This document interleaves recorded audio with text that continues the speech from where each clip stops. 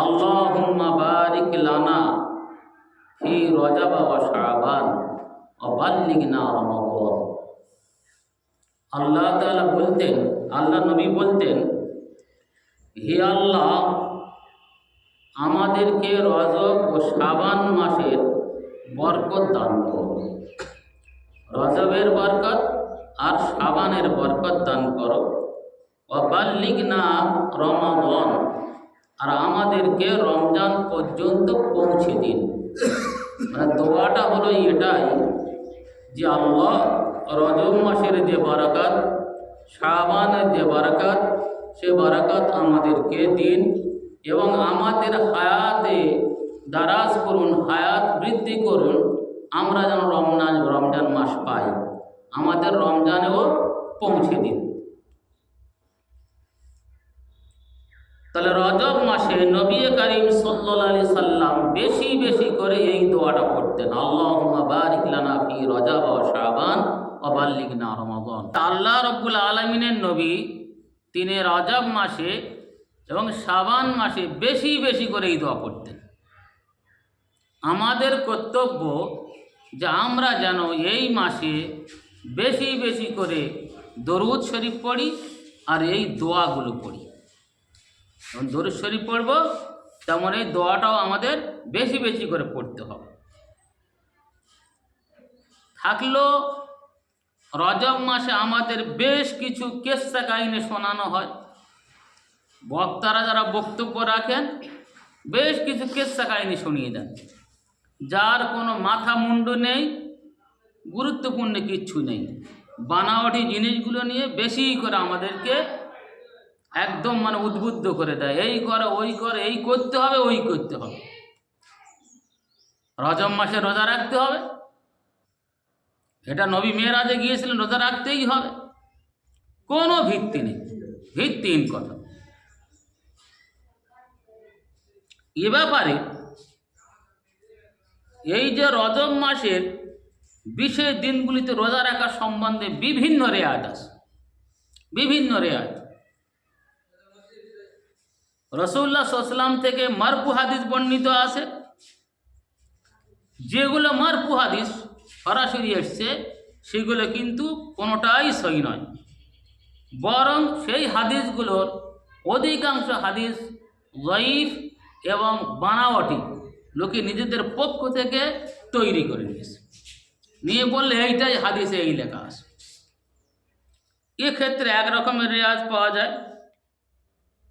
দ্বিতীয় নম্বর আছে এটাই, হযরত ওমর ইবনুল খাত্তাব রাদিয়াল্লাহু তাআলা আনহু তিনি কি করতেন, ইবনে হযরতে খারাসা বলছেন যে আমি ওমর ইবনুল খাত্তাব রাদিয়াল্লাহু তাআলা আনহুকে দেখেছি, যারা যে কেউ রজব মাসে রোজা রাখতেন, খাদ্য গ্রহণ না করা পর্যন্ত তিনি তার হাতে লাঠি দিয়ে আঘাত করতেন।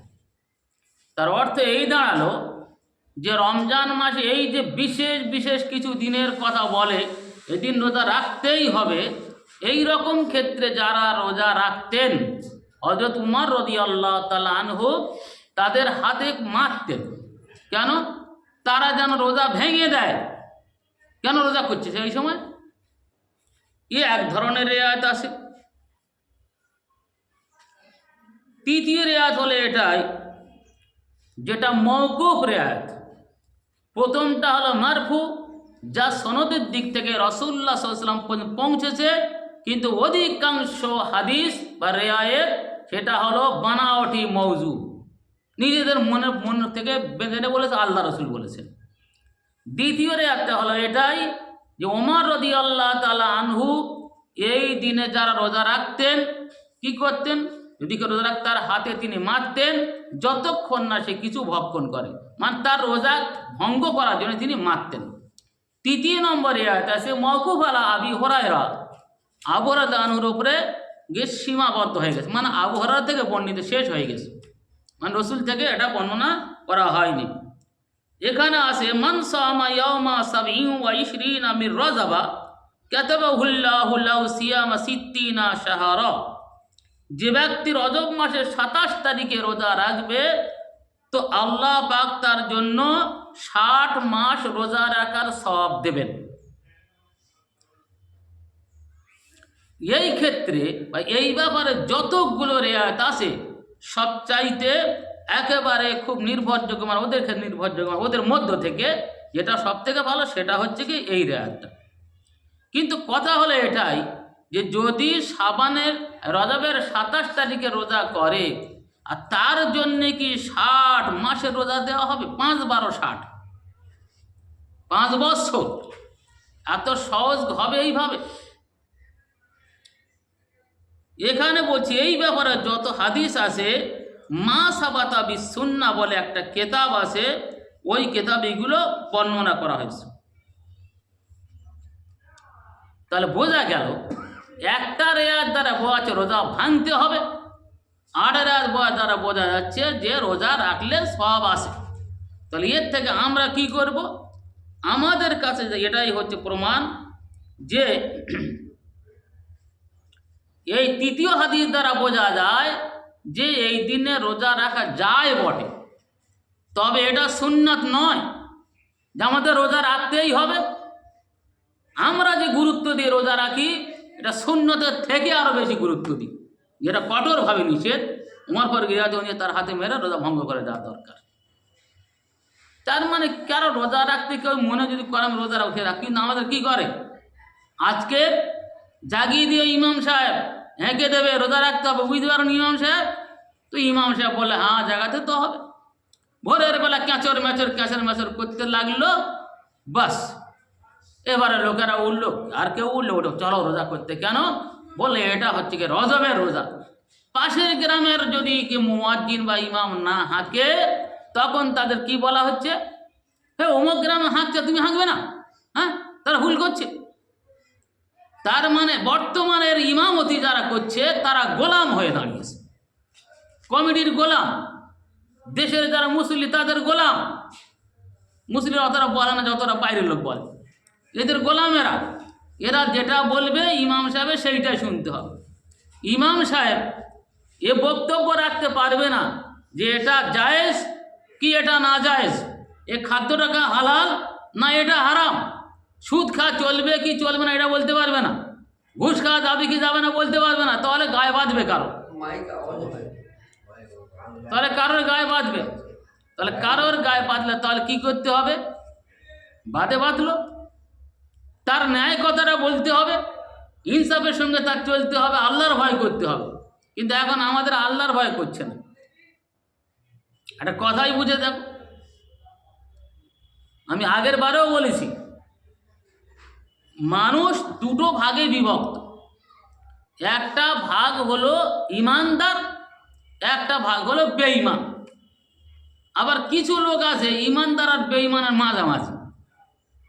তার অর্থ এই দাঁড়ালো যার কাছে তার মত, এর কাছে তোমার দলে আসি, ওর কাছে তোমার দলে আসি, দুপক্ষে ঘুষ নেওয়া হয়েছে, দুপক্ষে ঘুষ নেওয়া হয়েছে, এর দিকে আসি ওর দিকে আসি। ভোট তো দুজনার তো বলতে হবে, দেবো দেবে তো একজনের। এখন দেখা গেল যারা মুমিন তাদের আল্লাহ তাআলা যে বিধান দিয়েছেন যে কলেমা গ্রহণ করার পরে, ইসলাম গ্রহণ করার পরে, কলেমা যখন সে পড়েছে ইসলাম গ্রহণ করার পরে তার উপরে সর্বপ্রথম দায়িত্ব ফরজ হলো নামাজ আদায় করা। নামাজ আদায় করতে হবে।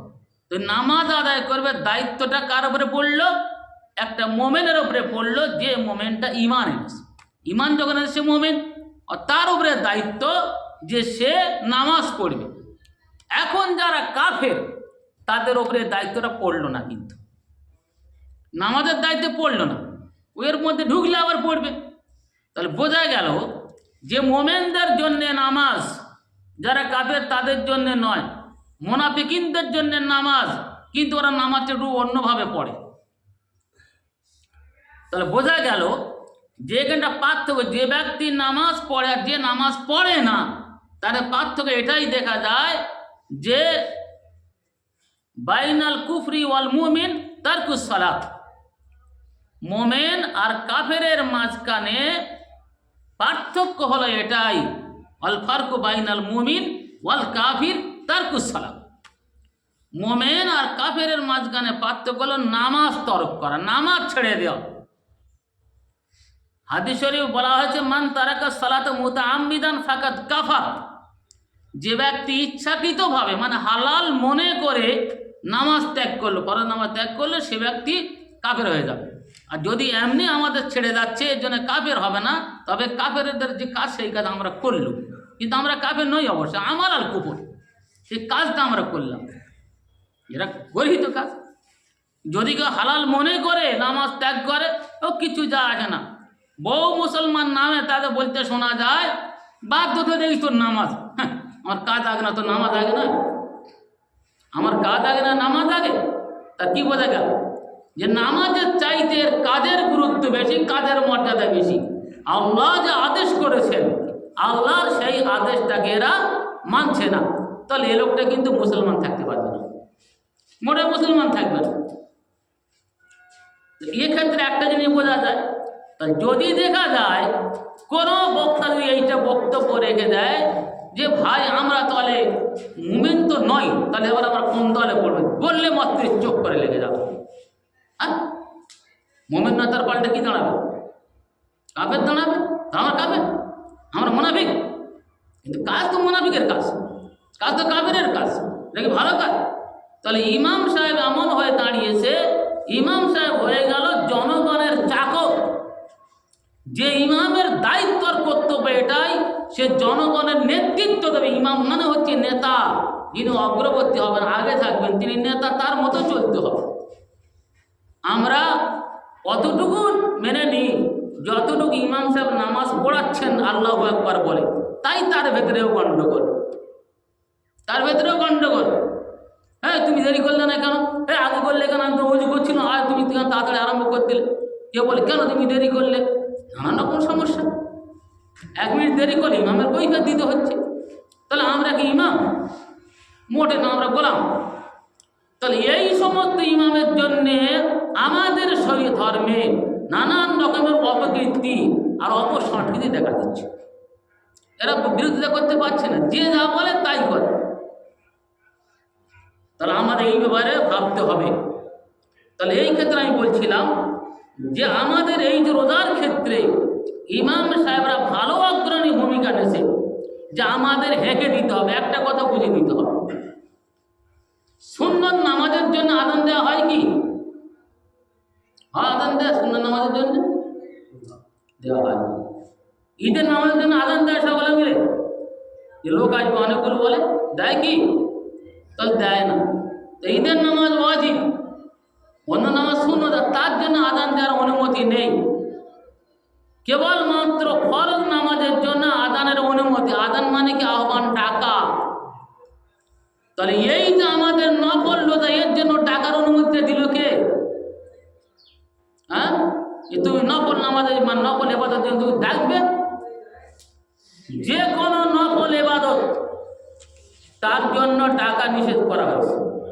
বিশেষ করে এই যে রজব, শাবান, তারপরে শবে কদর, এই যে রাতগুলো গুরুত্বপূর্ণ রাত বলছে, মানে বিশেষ করে শাবানের 15 আর শবে কদরের রাত, এই রাত্রে ডেকে এনে মসজিদে নিয়ে আসা গুনার কাজ। ফোকায়ে কেরাম লিখেছেন কোনো মতেই ডাকা যাবে না। কিসের জন্য আমরা ডাকছি? নফলের জন্য ডাকছি, ফরজের নয়। কিন্তু ফরজ নামাজ তো হয়ে যায়, তো এরা ডাকছে নফল নামাজের জন্য। আসো আজকে শবে বরাত রাত বুঝতে পারি, চল আজকে চুকে থাকলে হবে, ভাগ্য নির্ধারিত করবে, আজকে গেলে তবে তো হবে। মোটেও স্কুলে যায় না, পরীক্ষার দিন আসলে বিশাল দেওয়া হবে ওর নাম্বার, ভালো করে দিয়ে দেওয়া হবে, তুই ফার্স্ট হয়ে যাবে। তাহলে আমাদের এই আমরা যারা আছি, এই ইমাম দ্বারা ভুল বোঝাচ্ছে লোকেদের, কিংবা তারা নিজেরা জেনেও সে ব্যাপারে বলছে না, যাতে এরা দায়ী। আর এর থেকে বহু রকমের ফিতনা ফাসাদ আসছে।